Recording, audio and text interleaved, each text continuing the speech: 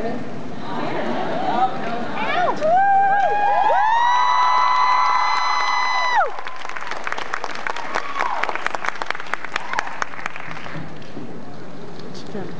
Thank you for coming. Good morning, guys. Good morning. Good morning. Okay, we're just going to jump right into the questions. I have a few that I'm going to ask you from here, and then we're going to take some audience questions. The first question is for both of you. How were you approached for your roles, and what were your initial thoughts after reading the Twilight script? Those are tough questions to start out with in the morning. I'm sorry. This is weird. This is like the communist inquisition when you're... Have you now or have you ever been a communist? Justin?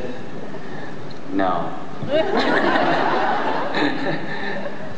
right, I forgot the question. How were you approached for your roles, and what were your initial thoughts? Oh, okay. Justin, you want to go? I auditioned. It's as simple as that. I went to the audition, I showed up, and I did my best. What was the other part? I think there was two parts to the question. And what did you think when you first read the script? Oh. I'm just going to moderate now.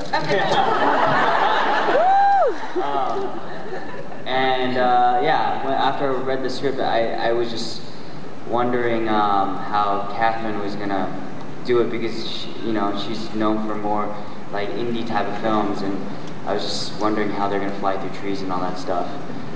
That was my biggest thought, is how is she gonna pull it off? But she did beautifully. So what a pleasant surprise!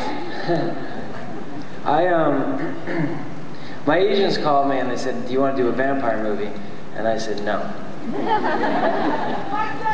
Yeah. I like playing Mike Dexter roles and stuff like that. So, I just thought, I was thinking like B horror, like genre, kind of blood and guts kind of thing, and I didn't think that was for me. And they said, "No, we'll read it. It's based on these novels by Stephanie Meyer, and Catherine Hardwicke's directing it." And I said, "Oh, well, I like Catherine's work, so I'd love to meet her." I said, "Set up a meeting." And they said, "Well, your meeting's tomorrow." Wow. And I said, "Okay, well, can you send me the book?" Because there was no script at that time to read. They weren't giving out the script. So they sent me the book. I got it like 5 p.m. and I started reading it, and I couldn't put it down. And I finished reading it at 2 a.m. And I loved it. And I thought it was fantastic. So I went in and I met Catherine, and they just had 1 or 2 scenes to read from.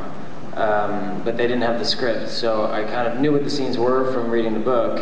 But one of the scenes was the last scene of the Twilight movie, when we're in the ballet studio and I'm hovering over Bella's leg, and I'm talking to my son Edward, and so Catherine played Bella in the audition, so it was kind of awkward because I was like literally had my hands on her thighs, and I'm like bent down on top of her, and I remember thinking, if someone walks in the room right now, this is gonna look really weird. And so I thought I did a great job, and then I found out I didn't get the role, and I was really bummed.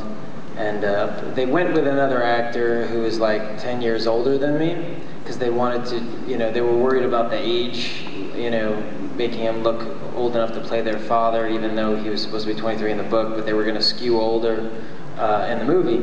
So I kind of got it, and I was like, okay. And I liked Catherine so much that I found this book that it was 50 years of vampire making in Hollywood, and I sent it to her. And I just said, "Hey, Catherine, it was a pleasure meeting you. Loved working with you. I hope we get to do it in the future sometime. Just as a thank you for being so nice in the audition." And so what happened was the actor, I don't know if he couldn't do it or his deal didn't work out, but he fell through, thank God. And they called Catherine and they said, "So and so didn't work out. Who do you want to play the role?" and she had just gotten my book that day.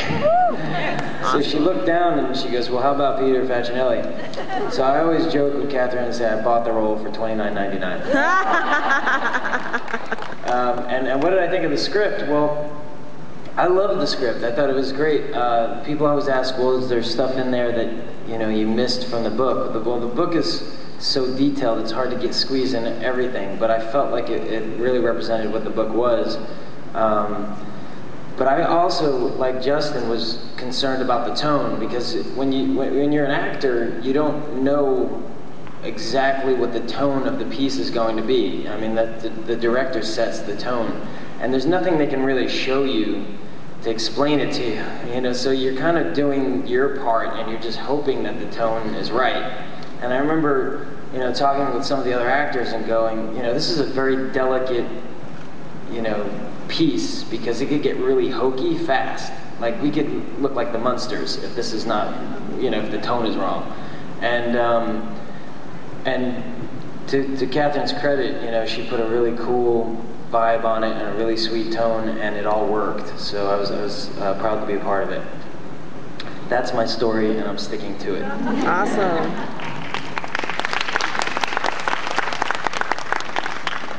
What differences are we going to see in the Cullens and in Bella's main friend group in New Moon compared to Twilight?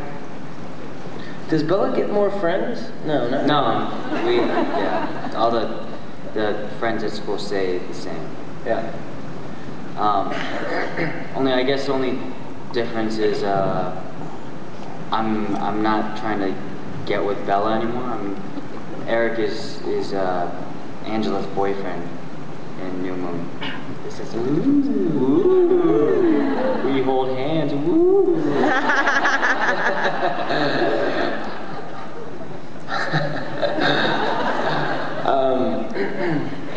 I guess Bella gets some new werewolf friends. The Cullens kind of leave town for a while, so I'm off, playing golf somewhere. Dr. Cullen's playing golf with his doctor buddies for like an hour and a half of the movie. And then we come back. So I don't really, she gets some new werewolf friends, which is very exciting. And what was the question? Okay, I think I answered. This one is actually just for Peter. How was filming the baseball scene in the first movie? The baseball scene in the first movie.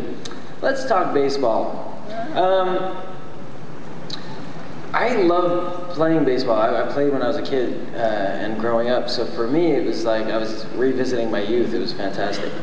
And so that I was really excited to shoot that scene. And we were shooting for about 5 days. We had to shoot this one big, huge scene.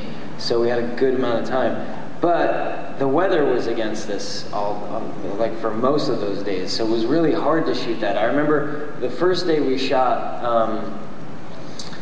it was sunny, and then cloudy, and then raining, and then we had a hailstorm, like all in one day. So we started out, playing baseball, and then all of a sudden it started pouring rain.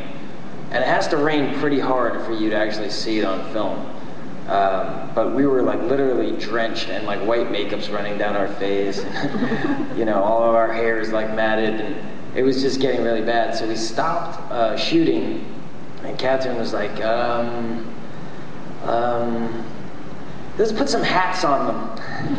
So all of a sudden, hats were getting passed out to some of the girls whose hair was really wet. And she was like, no, you're good, you wear a hat, And we were like, what's going on? Like half the day we shot without hats, half the day we're shooting with hats. And this was the first day of shooting. So we were all in a panic, because we were like, what are we making here, But it was completely chaotic just because of the weather.